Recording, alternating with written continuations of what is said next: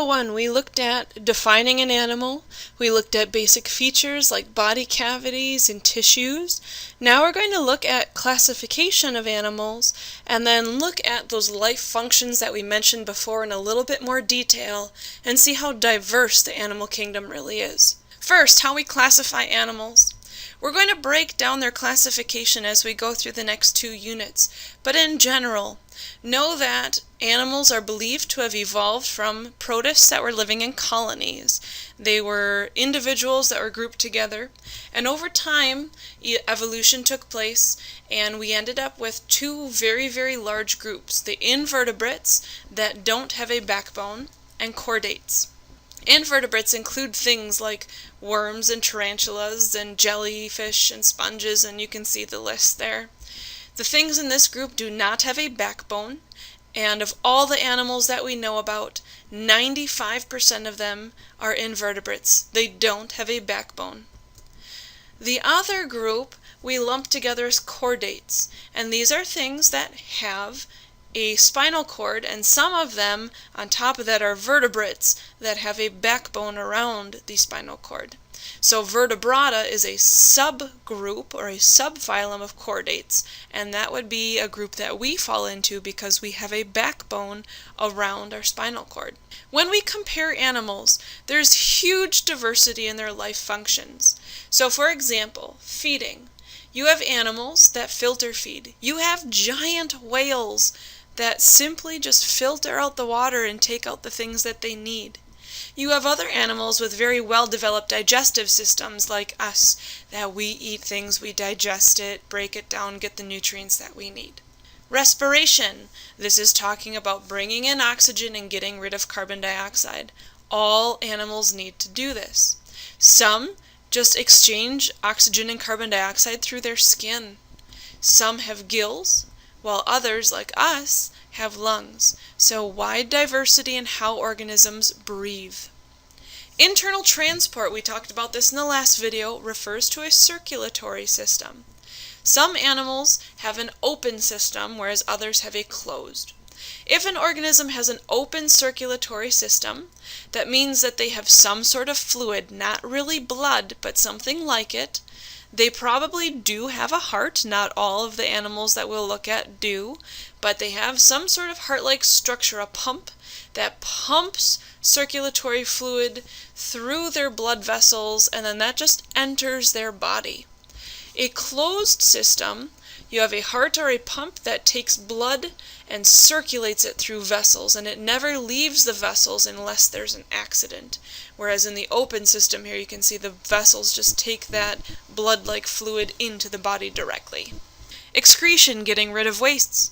Some excrete wastes as ammonia, a very highly concentrated waste product.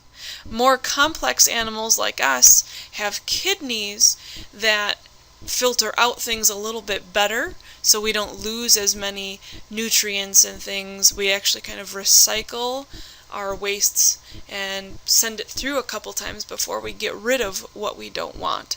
Response. Some animals have very simple response systems, nervous systems. They just have what's called a nerve net, and you can see that in the picture at the bottom, where all they have are nervous cells that kind of interact with each other. Whereas some organisms have what's called cerebral ganglia, where those nerve cells would be clustered together, and it's kind of like a primitive brain. Your more developed organisms have a very well-developed brain and spinal cord that make up their nervous system along with nerves. Remember, cephalization is referring to having a brain-like structure in the head end of an animal. Body support. Some organisms have a very simple skeleton. A sponge is made out of needle-like pieces, and that serves as their skeleton. Some organisms have a fluid inside of their body, like a roundworm, that helps provide body support. Some organisms have an exoskeleton, which would be a skeleton outside of their body to protect them, like insects. Other animals, like vertebrates, like us, we have an endoskeleton. We have a skeleton inside of our bodies made out of bone and cartilage to help provide body support. And then we have integument. In humans, it's skin. Other forms of integument would be scales or feathers. Those are an outer covering that vertebrates and the more complex organisms have outside of their bodies as another layer of protection. Reproduction. Some animals can reproduce by budding. So you have the hydra at the bottom right, that you have the parent hydra and then a little piece is budding off and that will become a new hydra. Some worms can divide by fission. They divide in half. Each piece becomes a new worm. Sexually, you have things like snails that are hermaphrodites that make male and female gametes. Sometimes they can fertilize themselves, but there are certain species of hermaphrodites that, even though they have both male and female parts, it can't fertilize itself. Development, you have some animals that develop directly.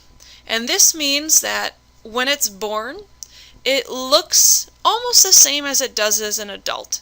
So humans, you have a baby, and then you have an adult human being. While it doesn't look exactly the same, this will help clear that up.